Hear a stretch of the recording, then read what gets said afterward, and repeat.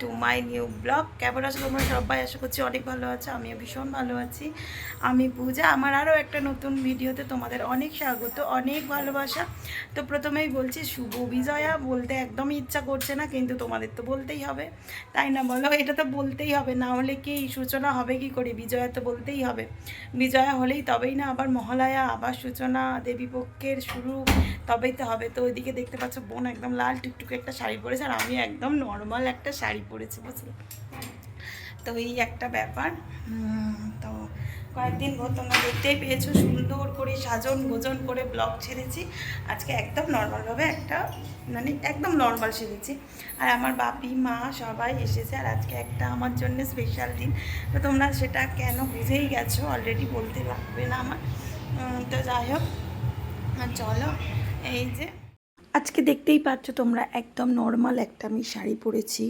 এটা আমি আমার মাকে দিয়েছিলাম পুজোর সময়, আবার আমি নিয়ে চলে এসেছি, কারণ আমার মেয়েটা এই শাড়িটা পরে নাচ করেছিল ষষ্ঠীর দিনকে, তোমরা দেখেছো হয়তো, বা ভিডিওতে দেওয়া হয়েছে কি আমার ঠিক খেয়াল নেই। তো যাই হোক, এই শাড়িটা পরে আমার মেয়ে নাচ করেছিল, তো এই শাড়িটাই কেচে দিতে হবে।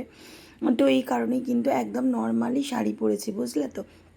আর ইচ্ছা করছিল না, আর এত পরিমাণে বৃষ্টি হচ্ছে আমাদের এখানে দশমীর দিনকে, মানে কি বলবো, সকাল থেকে মানে অঝরে বৃষ্টি হচ্ছে।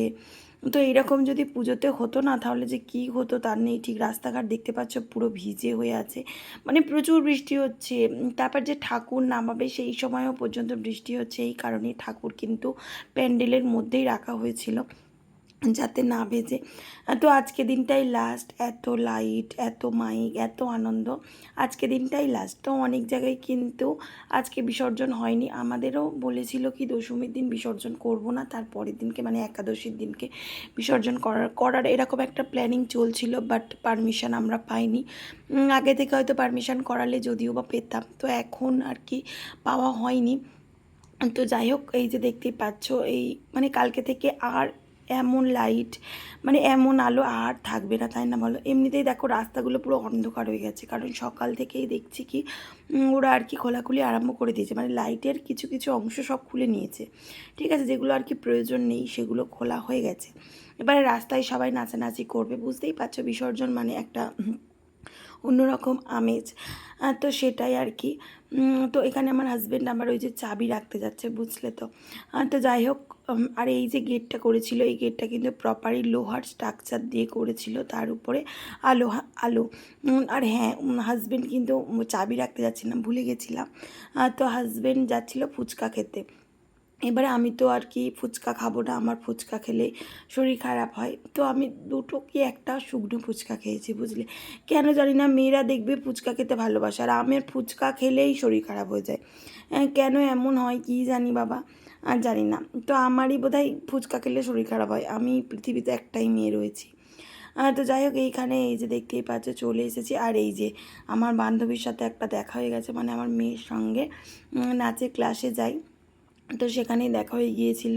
তো বলছিল কি আমরা এখানে ছিলাম না, কলকাতায় ছিলাম, কলকাতায় গিয়েছিলাম, এই কারণেই আজকে দেশের ঠাকুরগুলো দেখছি। আর এই যে বাচ্চাটা দেখতে পাচ্ছ, এই বাচ্চাটাই আমার মেয়েদের সঙ্গে নাচ করে, বুঝলে তো। তো ওরা আজকে আমাদের এখানে এসেছে ঠাকুর দেখতে। তো দেখতেই পাচ্ছ চারিদিকটা কেমন অন্ধকার, এরকম কেউ অন্ধকার ছিল বলো? মানে আমাদের রাস্তাটা কত সুন্দর করে সাজানো ছিল বলো তো। কিন্তু ওই যে আজকে থেকে পুরো অন্ধকার, তবুও কিন্তু মানুষের ফটো তোলা হচ্ছে না, মানে ফেসবুক জুড়ে যখনই খুলছি কারোর না কারোর দেখতে পাচ্ছি আমাদের প্যান্ডেলে এসে ফটো তুলে পোস্ট করেছে। সত্যি এবছরে যে এত সুন্দর একটা পুজো হয়েছে, কিন্তু আমি না ঠিকঠাক করে আনন্দ করতে পারিনি। কী আর করবো, আর আমি এখানে উঁকি মেরে মেরে দেখছি কারা এসেছে না এসেছে, বুঝলে তো। তো গিয়ে দেখছি কি আমার বড় ননদ আছে, সবাই এসে গেছে, আমি লাস্ট এসেছি, মানে ওনারা এসেছে নাকি অনেক দিন আগে। আর আজকে বিসর্জন, তবুও কিন্তু কত মানুষ ঠাকুর দেখতে আসছে জানো। আর ওই যে কয়েকদিন ভোর এত সাজন গোছন করে বেরিয়েছি, এই যে নর্মালিভাবে আমি এসেছি, এত ভালো লাগছে, মানে নিজেকে কি বলবো, মনে হচ্ছে না আজকে মনে হয় ঠাকুর দেখাটা ভালো করে হবে, এই রকম আমার একটা মনে হচ্ছিল, বুঝলে তো। তো যাই হোক, এদিকে এই যে চলেও এসেছি, এসে ভাবছি কি কোথায় বসবো, কোথায় জায়গা রয়েছে, খুঁজেই পাচ্ছিলাম না। তারপরে ওইদিকে একটা চেয়ার ছিল, আর হ্যাঁ আমাদের ঠাকুরটা কিন্তু বের করেছিল বিকালবেলায়, বের করে দিয়েছে, বুঝলে তো। মানে এত বড় ঠাকুর, এত ভারী, ঠাকুরটা তো একদম লাস্ট।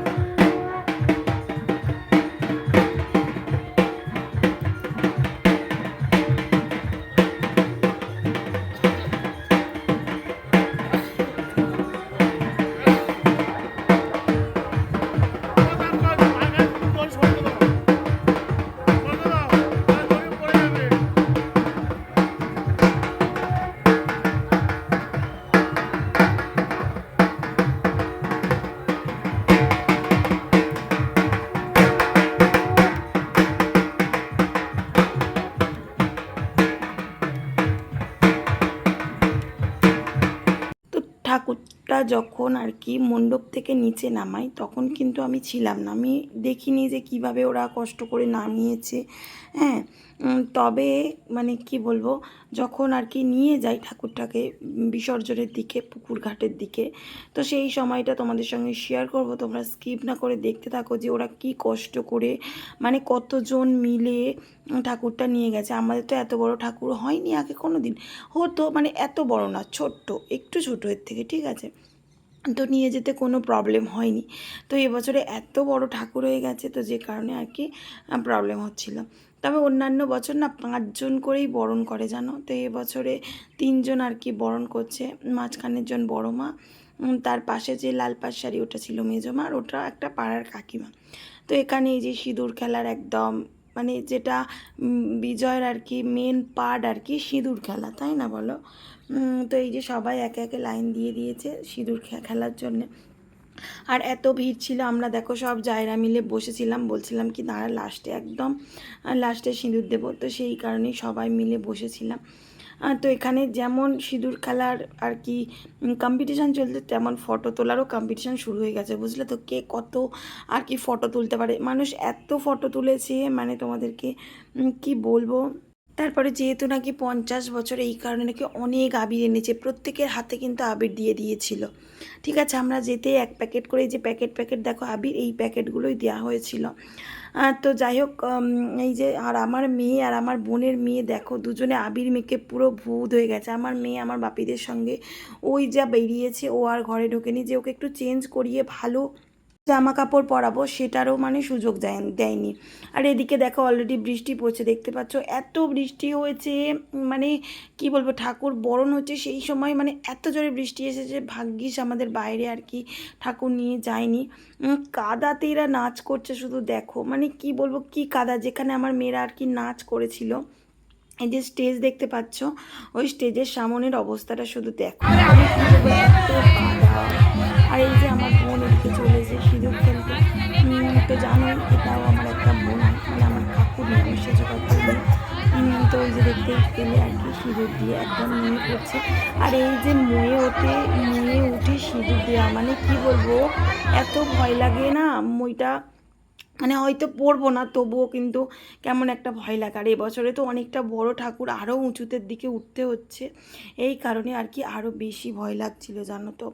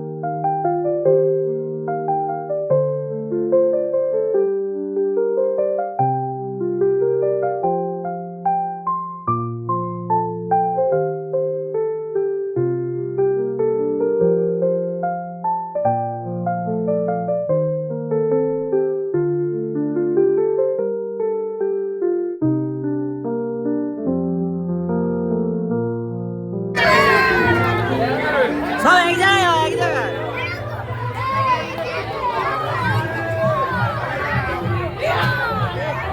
তো যাদের ছাড়া আমাদের পুজোটা হয়তো ইনকমপ্লিট থেকে যেত কিছুটা পরিমাণ, তো তারা হলো গিয়ে এই দেখো এই বাচ্চা পাটি, মানে এদের কৃতিত্ব এই পুজোর পিছনে একদম অপরিসীম, মানে না বললেই নয়।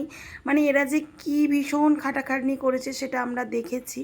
আরও একজন মানুষ রয়েছে, তো যেই মানুষটার জন্য কিন্তু এই পুজোটা এত বড় করে হয়েছে, সেই মানুষটাকে অনেকেই অনেক খারাপ কথা বলেছে, কিন্তু আমার কাছে ওই মানুষটার জন্যই কিন্তু এত বড় পুজো হয়েছে। জানি না ভিডিওতে নামটা নেওয়াটা উচিত হবে কি না। ঠিক আছে, তো আমাদের পাড়ার কাকু, তো মানে কেউ তেমনভাবে সম্বর্ধনা ওই কাকুটাকে দেয়নি, ঠিক আছে। তো আমার হাজব্যান্ডকে বলেছিলাম যে যখন ওই কাকুটা সবাইকে বলছে যে মানে সবাইকে অ্যানাউন্স করছে, সবার নাম ধরে, যে তোমারও বলাটা উচিত ছিল যে এই কাকু, সবারই কিন্তু পুজোর কৃতিত্ব আছে, ঠিক আছে, সবারই এই এত বড় পুজোটার পিছনে কৃতিত্ব রয়েছে, তবুও ওই কাকুটা যে এত দায়িত্ব নিয়ে করেছে, মানে ওনার কথাটা একবার হয়তো বলাটা উচিত ছিল। তো আর কি বলেনি, আমি পরে বলছিলাম।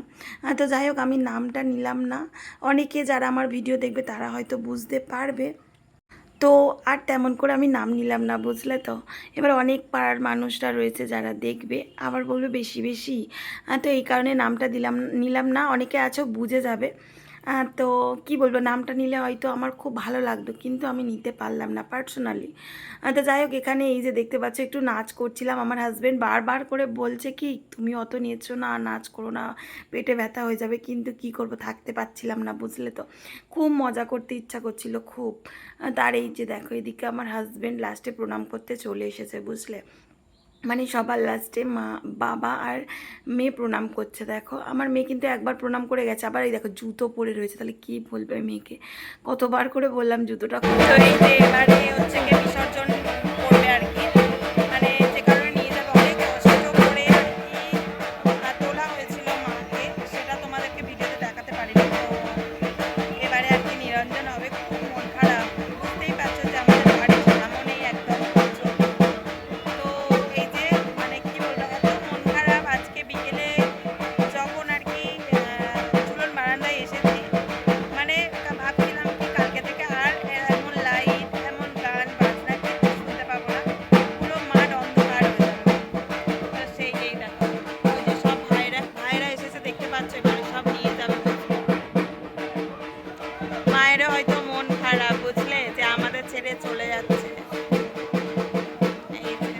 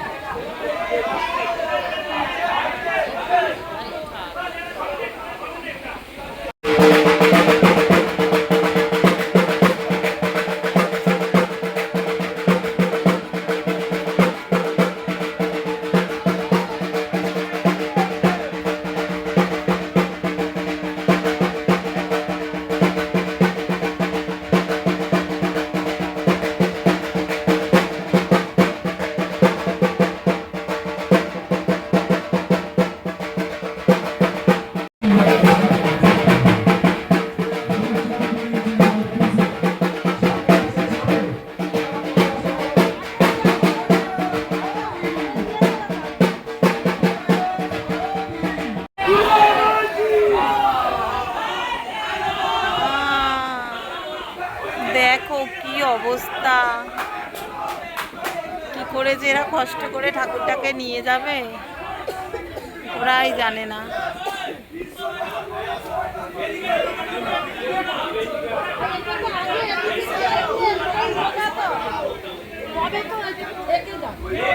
ও তো ঠেকে যাবে, ওটা ভেঙেই যাবে, ওটা তো ভেঙে যাবে। যখন ঢুকিয়েছিল তো ছিল না ওগুলো, পরে তো সাজগুলো লাগিয়েছে। তখন মুকুট টুকুট কিছু ছিল, চুল টুল কিছু ছিল না, এখানে পড়িয়েছে।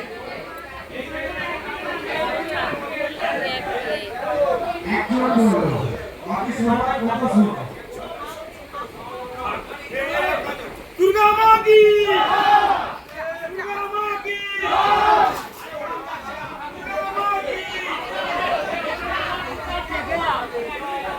থেকে যাক, থেকে যাবে, কিছু করার নেই, থেকে যাক। হ্যাঁ, ও কিছু করার নেই।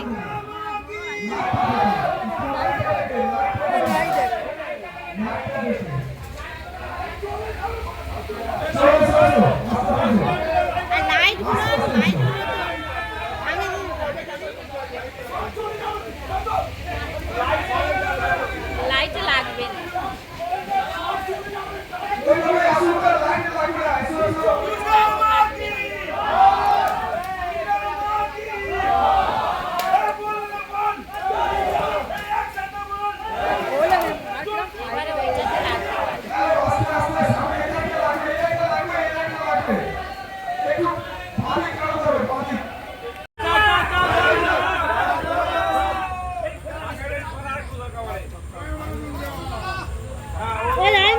সব বসে আছে।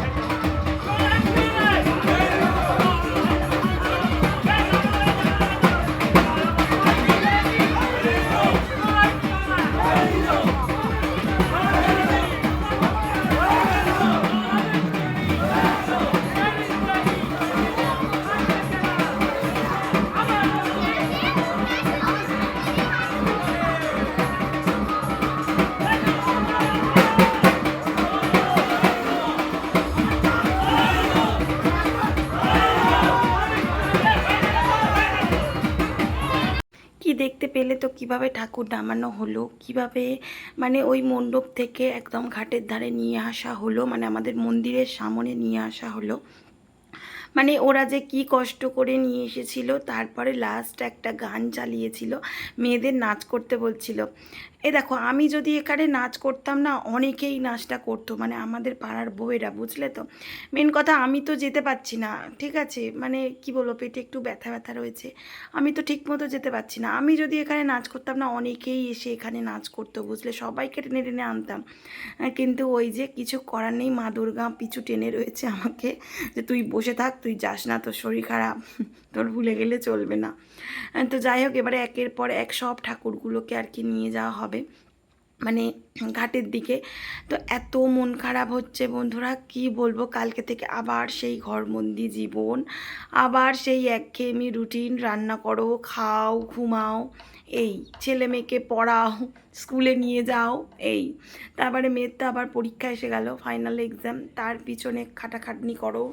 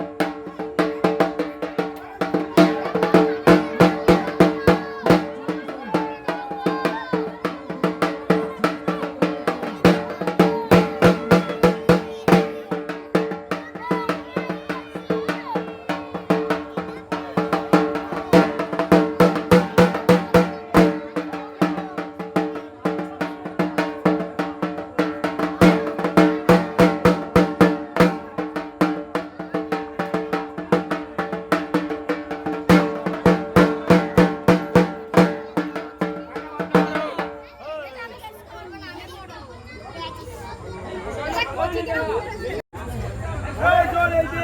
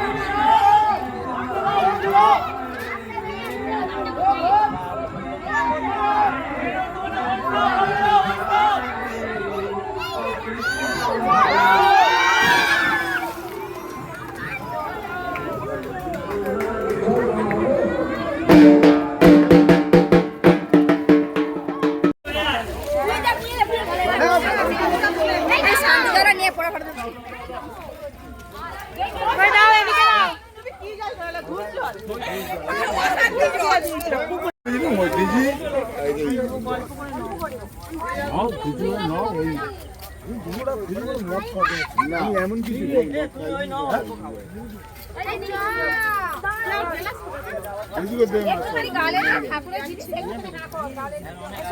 কারো সহ্য হয় না। বিড়ি খাওয়া দাও আমাকে জেলে দিই দাও সরে যাও ফটফট তো এই যে আজকে আমার জন্মদিন, না না ফটফট করে না happy birthday to you, happy birthday to you, happy birthday dear didi, happy birthday to you, happy birthday to you মোজা বাবা কি এটা তো বাজি অনেকক্ষণ ফুটছে, দেখো দেখো কি রে, এটা সাদা কাটি দেয়া না আমার ভাগ্য দেখো উঠছে উঠছে উঠছে, এটা আমার ভাগ্য দেখো 2 সেকেন্ডে থেমে যায়, এই থামলো তবে হাফ খাওয়া হয়ে গেছে দাদা আরে ভাগ্য হ্যাপি বার্থডে টু ইউ ও বেশ হবে আই করে তুমি যাও মা গো বেশ যাও আরে দিদি শুধু মুখটাই নিচ্ছে বাইরে নাকি ওই আসবে তো হ্যাপি বার্থডে টু ইউ তিনিও খালি গায়ে হয়ে গেল। আয় আয় আয় আয় ভাই এসো ভাই এসো আমার তুলবেন আমার তুলবেন আয় আয় আয় আমাকে দাও বন্ধ হয়ে গেছে তুমি দাও এ আমার রং আছে দেখ হবে না না না হ্যাঁ রং করো। বাবা যা বড় আমার তুমি দাও। আর রং আছে গায়ে ভর্তি মা কোথায় গেল? Happy birthday to me. তো আজকে ডাবল ধামাকা হলো, দেখতেই পেলে। ফুল এসে যে কেক খাচ্ছে। প্রথমে দশমীর ভিডিওটা পেলে, তারপরে আমার বার্থডে একদম ছোট্ট করে আর কি, ঠিক আছে। তো একে দুয়ে বিজয়া, তার উপরে ছিল আজকে আমার জন্মদিন, মানে 2রা অক্টোবর আমার বার্থডে। তো সেই জন্যই একটা কেক এনেছিল আমার হাজব্যান্ড, একটু কাটবো। তো এই কারণেই শুধু কেক কাটিংটাই হয়েছে, আদারওয়াইজ কিছু হয়নি। তো চলো বন্ধুরা, আজকে ভিডিওটা এই পর্যন্ত, আবার দেখা হচ্ছে নেক্সট ভিডিও।